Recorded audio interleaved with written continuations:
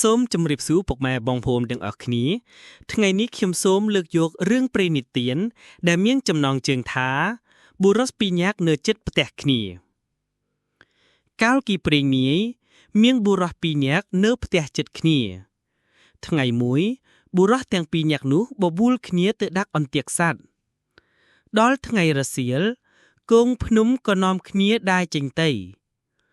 លុះដល់ព្រៃជាកន្លែងដាក់អន្ទាក់បុរសទីមួយថាខ្ញុំនឹងដាក់នៅគល់ឈើនេះត្បិតឈើនេះមានផ្លែយប់សត្វចំណាំតែមកស៊ីផ្លែឈើនេះបុរសទីពីរឆ្លើយថាខ្ញុំក៏ចង់ដាក់កន្លែងនឹងដែរប៉ុន្តែឥឡូវបើអ្នកដាក់នៅគល់ឈើមានតែខ្ញុំដាក់នៅចុងឈើរួចយើងចាំមើលព្រឹកឡើងរបស់អ្នកណាជាប់សម្ដឹងនិយាយគ្នាហើយម្នាក់ដាក់នៅគល់ឈើស្រេចហើយវិលមកផ្ទះវិញលាគ្នាទៅផ្ទះតែរៀងខ្លួនឯអ្នកដាក់អន្ទាក់នៅចុងឈើនោះលុះវិលមកដល់ផ្ទះហើយយប់នោះគិតគ្នាពីអ្នកប្តីប្រពន្ធថាតាំងពីដូនតាមកមិនដែលឮថាអ្នកឯណាដាក់អន្ទាក់លើចុងឈើឲ្យជាប់សត្វជើង4ដែលដើរនៅលើដីទេឥឡូវនេះអញដាក់នៅលើចុងឈើតើធ្វើម្ដេចនឹងបានសត្វដូច្នេះត្រូវអញរលឹកពីពេលមន់រងាវទៅមើលបើឃើញសត្វជាប់អន្ទាក់គេនៅដីអញដោះយកទៅចងនឹងអន្ទាក់អញឯចុងឈើដល់ព្រឹកឡើងអញទៅមើលជាមួយអ្នកនោះហើយអញដោះយកសត្វទៅជូងលោកសុភាសែកបើវាមិនសុបចិត្តដូចម្ដេចមុខជាកើតក្តីគង់តែដល់សុភាសែកមិនខានសុភាសែកនឹងកាត់សេចក្តីឲ្យវាចាញ់ជីប្រកាសប្តីប្រពន្ធគិតគ្នាហើយដេកទៅដល់មន់រងាវរលឹកពីដេកលុបមុខស៊ីស្លាហើយចេញពីផ្ទះដើរដល់អន្ទាក់បានឃើញអន្ទាក់នៅដីជាប់ក្តាន់មួយក៏ដោះយកឡើងទៅចងនឹងអន្ទាក់របស់ខ្លួនរួចដំឡើងអន្ទាក់នៅដីដួតដាមក៏ប្រញាប់វិលមកផ្ទះវិញ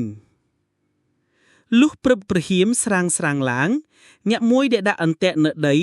មកស្រែកហៅឲ្យទៅមុលអន្ទាក់អ្នកមួយឆ្លើយថាគុំរលះរលៀងថ្វីអន្ទាក់ខ្ញុំមិនសង្ឃឹមទេត្បិតនៅលើចុងឈើក្រែងតែអន្ទាក់អ្នកនៅដីនោះខ្ញុំមិនហ៊ានថាបើបានចែកគ្នាស៊ីផងពាក្យនេះជាពាក្យចំអកឲ្យអ្នកមួយត្បិតដឹងការមុនហើយអ្នកទាំងពីរនិយាយហើយចុះពីផ្ទះដើរចេញទៅលុះដើរទៅដល់មិនឃើញអន្ទាក់នៅដីជាប់សត្វឃើញតែអន្ទាក់នៅលើចុងឈើវិញចៃដែលជាម្ចាស់អន្ទាក់នៅចុងឈើថាមើលចុះមិនជឿខ្ញុំថាកុំដាក់នៅគល់ឲ្យដាក់នៅចុងឥឡូវមើលអ្នកណាជាប់ហាហើយឡើងទៅដោះយកសត្វចុះមកនាំគ្នាវិលមកផ្ទះវិញក៏លាគ្នាទៅផ្ទះតែរៀងខ្លួនឯអ្នកដែលបានក្តាន់ក៏ប្រញាប់យកទៅជូនសុភាសែកហើយជម្រាបថាខ្ញុំហើយនឹងចៅមួយនោះទៅដាក់អន្ទាក់ផងគ្នាខ្ញុំដាក់នៅគល់ឈើអ្នកមួយដាក់នៅចុងឈើខ្ញុំនេះជាមនុស្សវាចក្តីនេះគង់តែមកដល់លោកដូច្នេះតាមតែលោកមេត្តារកសេចក្តីយ៉ាងណាឲ្យតែក្តីខ្ញុំឈ្នះវាចុះខ្ញុំនឹងដឹងគុណលោកទៅថ្ងៃមុខសុភាសែកបានសេចក្តាន់ហើយឆ្លើយតាឯងទៅរកស្លាមលូមកឲ្យឆាប់ឲ្យទាន់ព្រឹកនេះ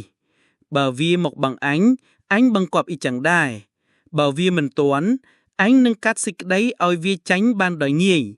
ឯងប្រញាប់ទៅចុះឯណាក់ដាក់អន្ទាក់លើគល់ឈើលុះវិលមកផ្ទះវិញដង្ហើមតូចដង្ហើមធំមិនសុខចិត្តក៏យកសេចក្តីទៅបឹងសុភាសែកក៏បង្គាប់សេចក្តីដោយបង្គាប់ចៅមុនដែរលុះព្រឹកឡើងអ្នកដែលដាក់អន្ទាក់លើចុងឈើក៏យកអីវ៉ាន់ទៅដល់មុន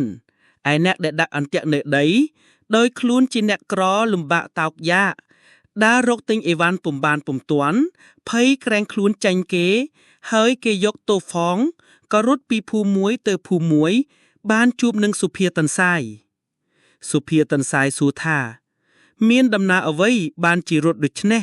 ឈប់សិនចៅនោះឆ្លើយថាលោកអើយអាណិតដោះទុកខ្ញុំផងត្បិតខ្ញុំហើយនឹងអ្នកមួយទៅដាក់អន្ទាក់ផងគ្នាខ្ញុំដាក់នៅគល់ឈើគេដាក់នៅចុងឈើ ព្រឹកឡើងទៅមើលពុំឃើញអន្ទាក់នៅដីជាប់សัตว์ឃើញតែអន្ទាក់នៅលើចុងឈើជាប់ក្តានមួយខ្ញុំមិនសុខចិត្តបានយកសេចក្តីទៅបឹងសុភាសាយថាអ្នកណាយកអេវ៉ាន់ទៅដល់មុនអ្នកនោះឈ្នះហេតុនេះបានជាខ្ញុំភ័យឥឡូវគេទៅដល់មុនខ្ញុំហើយដូច្នេះតាមតែលោកអាណិតខ្ញុំផងសុភាទុនសាយឆ្លើយថាណើយកុំភ័យចាំថ្ងៃរសៀលខ្ញុំនឹងនាំទៅចៅនោះក៏ដល់ថ្ងៃរសៀលសុភាទុនសាយទៅដល់ផ្ទះសុភាសាយស្លៃសួរថាដូចមិនដែលក៏យូរម្លេះក្តីចាន់គេហើយសុភាទុនសាយឆ្លើយថាយើងខ្ញុំបានជាយូរនេះពីព្រោះអាឡ័យតែមើលត្រីក្រាញ់ហាស៊ីស្លឹកអំពិលសុភាសាយថាពីជីដូនជីតាមកមិនដែលគេហៅនរណាគេថាត្រីក្រាញ់ឡើងស៊ីស្លឹកអំពិលទេសុភាទុនសាយឆ្លើយថាពីជីដូនជីតាពីម៉ែពីឪបង្កើតមកនរណាដែលឃើញដែលឮថាអន្ទាក់នៅដី